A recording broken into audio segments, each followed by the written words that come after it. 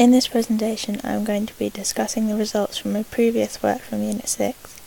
and I will be seeing what the players' weaknesses are and how they can improve on their performance in their sport. These graphs show the different results that were scored by the players, and then it compares their results to the mean score of the group of players. The player that I will be looking at is the red column. For the 2-point data, the player scored 1, and the mean result for the group for this was 3. Also for the layups, the mean score was 1 and she didn't score any, so this means that her score was below the average of the group. There are a few reasons that could have had an impact on her score for the layups, but the main reason was that she was playing a more defensive role in the team, even though she was playing as a small forward, which is why she had 2 defensive rebounds, and the average for that was only 1, so her score for the defensive rebounds was above average. Her positioning throughout the game will be shown on the next slide using the schematics chart. Because the player is a small forward, she is required to be able to play in all of the different positions on the court. Even if she doesn't score a lot of 3-pointers, she can still help the team by providing the assist for another player. And this would be good for her to do because at the minute she is way below average on her score for assists and also on her shooting. Even if she doesn't score a lot and she helps with assists instead, this should still be helping her team and giving them a scoring opportunity. These schematics of the player that I was observing for this is the one on the right hand side,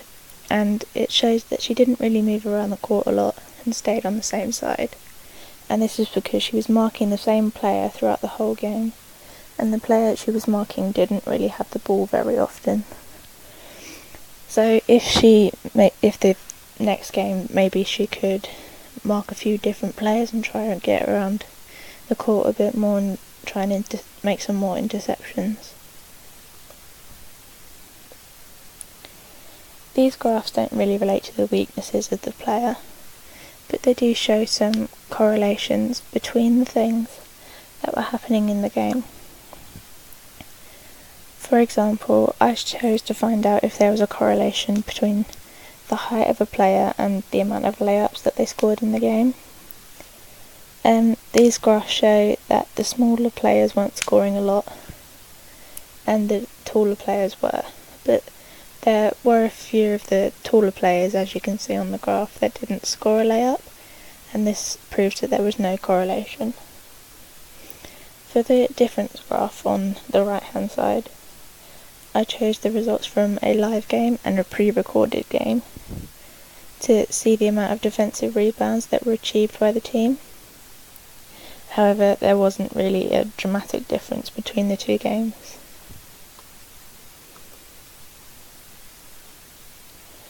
For the technical model, I compared the players to professionals so that I could see if the player had the wrong technique, and so I could see exactly how that they could improve it. The skills that we chose were a box out and rebound, and for the preparation stage, there are a few things that the player needs to do so that they can perform this skill more effectively. The player did keep their eye on the ball, but they weren't watching the opposing player, and this meant that they lost contact with the opposition when the player moved to get to the ball. The player also didn't have a very wide base, and this then meant it was a lot harder for them to pivot and maintain the contact when they turned to get the ball after the rebound.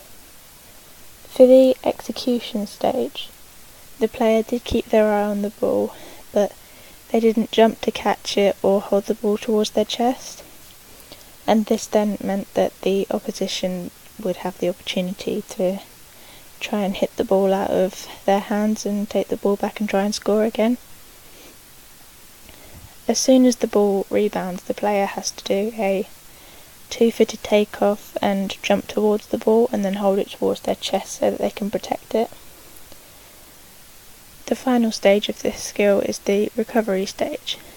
and this stage requires the player to pivot away from the opposition and then quickly pass the ball to their teammate. The player did both of these things, however she did lose her balance a little bit as she turned because she didn't have a lot of momentum because she didn't jump. If she had jumped when she landed, her legs would have been bent, and that way she could have easily pivoted away from the player and passed the ball because she would have had more of a push off the ground to turn around quicker.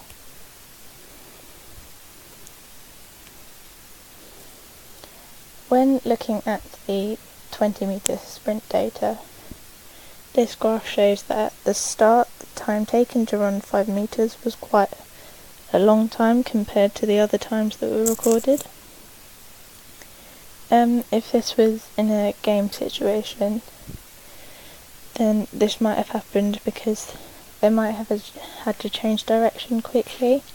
to either defend or attack. If their speed is decreasing, then it might be because they are fatiguing or they might have picked up an injury during a game, which also could have been caused by changing direction quickly, and this would then mean their acceleration would be a lot lower than it normally would be.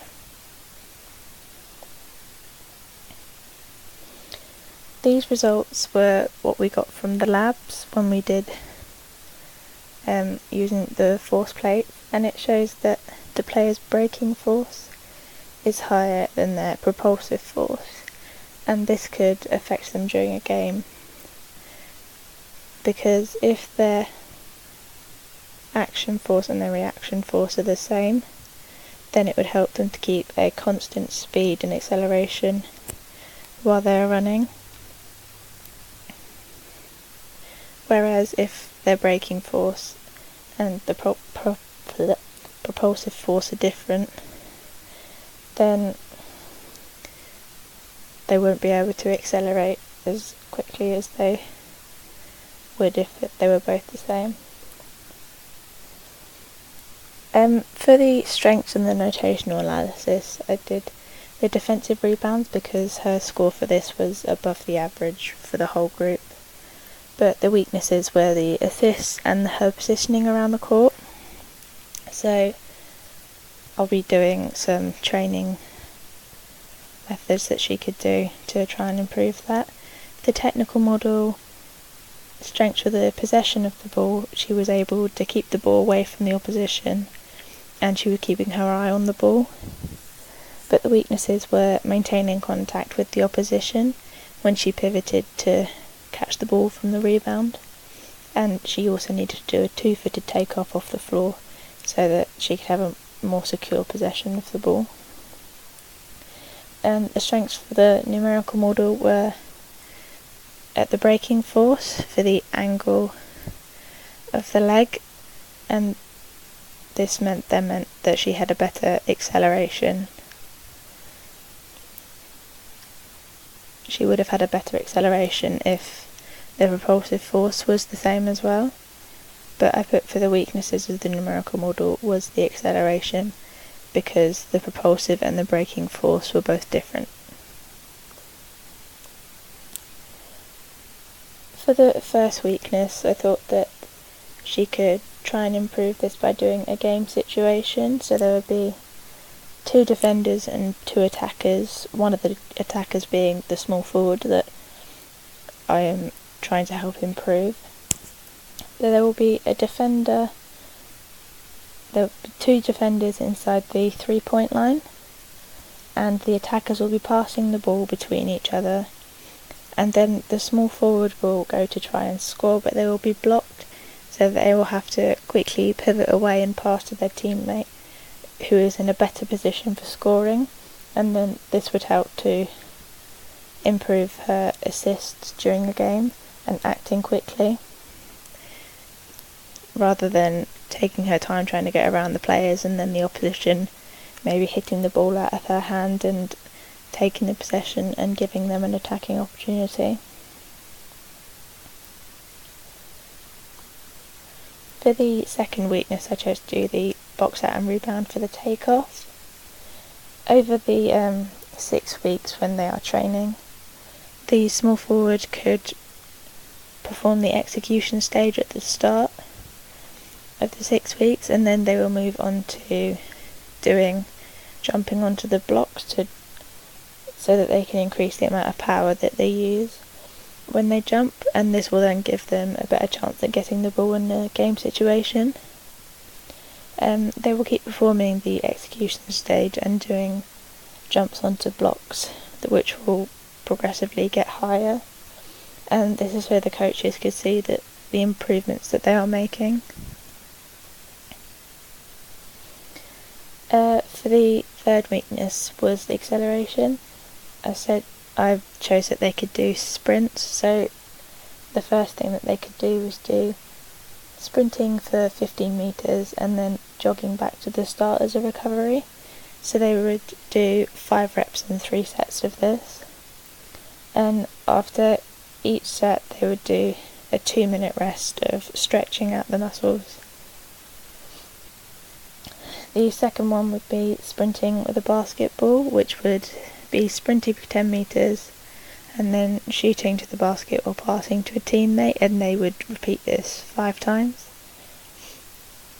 And for the last one, they will be sprinting with the ball, but there will also be a defender, so the player will have to quickly change direction and run in another direction or pass to a teammate, and putting the defender in will add a little bit more pressure to move a lot more quickly when they have the ball and trying to maintain the possession. When you are giving feedback to people, you need to take into account a few different things. So the first one is age. So when you're giving feedback to a younger person or a group of younger people, you need to make sure that you're using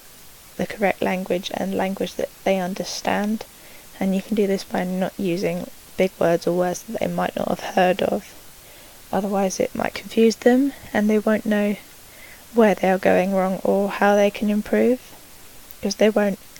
really understand the more technical language of it.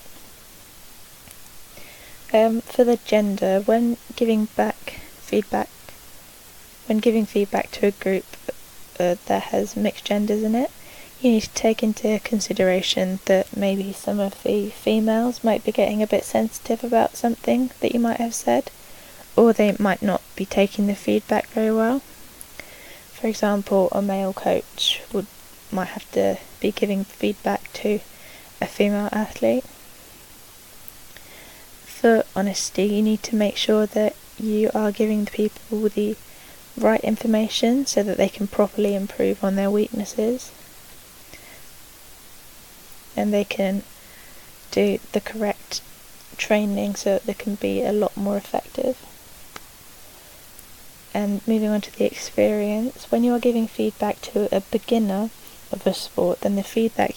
that you will be giving them will be a lot more basic, whereas when you are giving feedback to an elite athlete, you will need to use a lot more technical language and a lot more detail about what they need to improve and how they can do so. For the type, there are different types of ways that you can give feedback to an athlete or performer.